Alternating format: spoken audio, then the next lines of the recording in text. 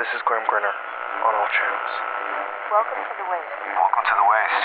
Welcome to the waste. Welcome to the waste. Welcome to the waste. Welcome to the waste. Welcome to the waste. Welcome to the waste. Welcome to the waste. Welcome to the waste.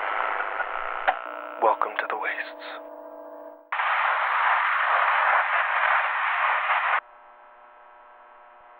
Good afternoon, Wasteland. Grimm Grinner here on all channels. It's a bit of a warm one out there, so hopefully you're all able to keep cool in some shade or somewhere with purified water to keep hydrated.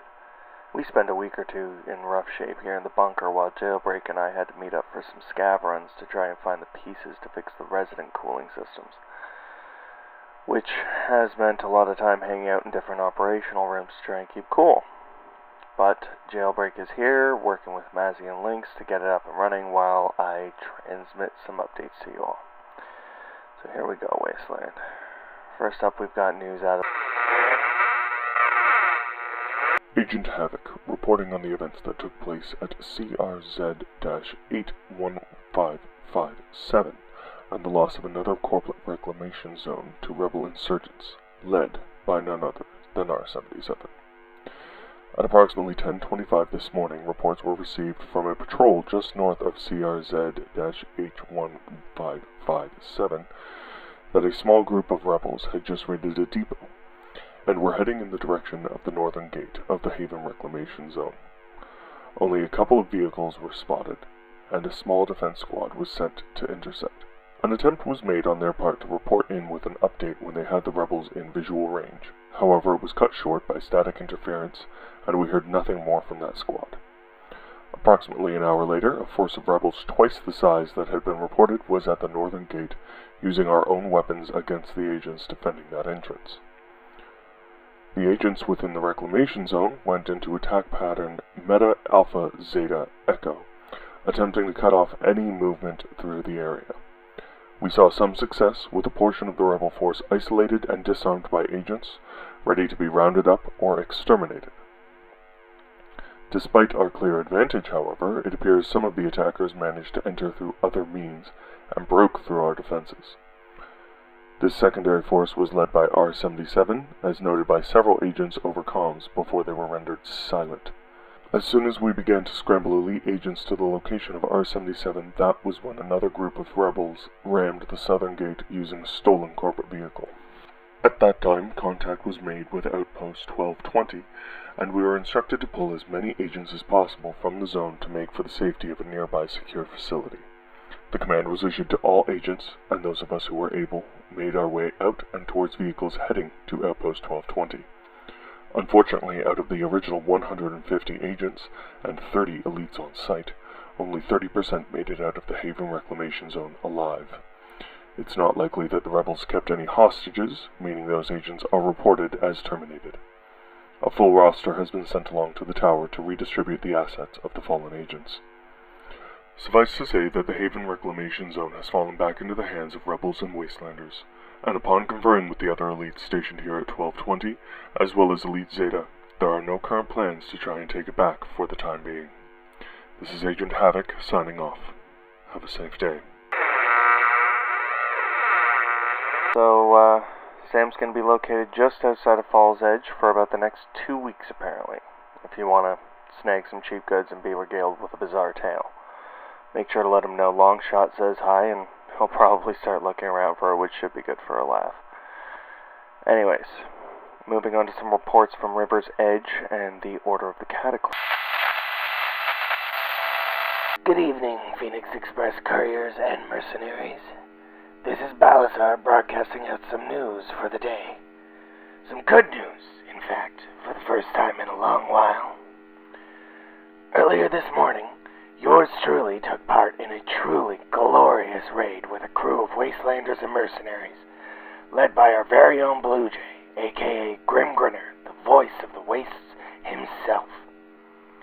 What inspired this raid and what did we do? Well, let me tell you as much as I know. Now, as to the why of Grimm launching this is still unknown to me. Something lit a fire under his ass to take it on and gather a whole lot of us together. That much I know for sure. Might have been Mazzy or Longshot or any number of people currently with spaces in that bunker his. But what I do know is that he was bound and determined to take back Haven from the corpos who had set it up as a corporate reclamation zone in the years since they overhauled it. I helped out with putting out the call for some hardened fighters and wanderers to try and take this place back, and was not at all surprised with how many we ended up with. But it wasn't going to be easy, and not like we could just walk up to the gates and just ask for it back. That's where having 3 different squads came into play. First up, we had Depot Team, which set up the first bit of bait by trashing one of their smaller weapons bunkers and arming up with as much corporate tech as they could handle. That drew their attention away and set up the first hit we could make on their defenses. Meanwhile, we had a tunnel team and a ram team that got ready for the big assault. Depot got things going in a spectacular way, and of course, bait was set and taken. Now, tunnel team had the interesting task of navigating the sub-sewers that were seemingly blocked up before Haven fell. Kind of like an emergency escape hatch that no one could find unless they knew where to look. That's why Grimm led that squad, and they made their way in, got ready for the signal, which was basically the amount of gunfire you could hear within the gates. Ram team had the extra fun bit, though, using our own bit of reclaimed property in a corporate prisoner bus. But the gearheads working out of Gabriel's old garage had a field day fitting this with some heavy-duty plating on the front and souping it up to handle using it as a battering ram on the southern gates into Haven. That was going to be the third hit, since by that point, most of the creeps and elites should be good and distracted by the other 2 groups. And I gotta say, this plan went off magnificently. Of course, we had our fair share of losses, but not as much as the corporations felt. Ooh, wow. They ran faster than a pharaoh smelling some meat. We managed to intercept a bit of one of their transmissions as they took off towards a stronger outpost with their monochrome tails between their legs. Hard part's gonna be turning it back into its namesake after all the shit the corporations did there.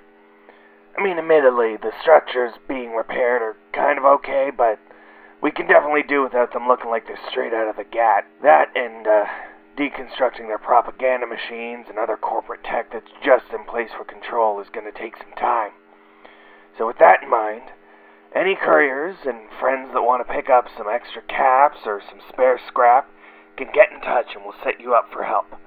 Definitely proud of our big win today, Wasteland.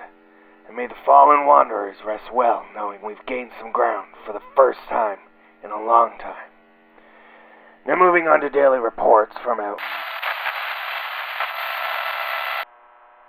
Luckily, from what I've heard, the collapse of that tower outside of Old Seattle was enough to cripple communications for the creeps in that area, so good job. That about does it for updates from here in the bunker, Wasteland. We've got a big celebration to get to after taking back Haven earlier today. As he even promised to make some of his famous Mick'em cheese, and I gotta tell you, I've missed that over the years. This has been Grimm Grinner, broadcasting on all channels. See you in the wastes. Welcome to The Waste is a Wasteland podcast brought to you by Edward Grimm Grinner Hutchinson, but made possible by Wastelanders like you. If you'd like to support the show in a fun way or get some merch, check me out on Patreon or on Etsy. The links to both of those, as well as all my social media, can be found at linktree.com/welcome to the wastes. See you in the wastes.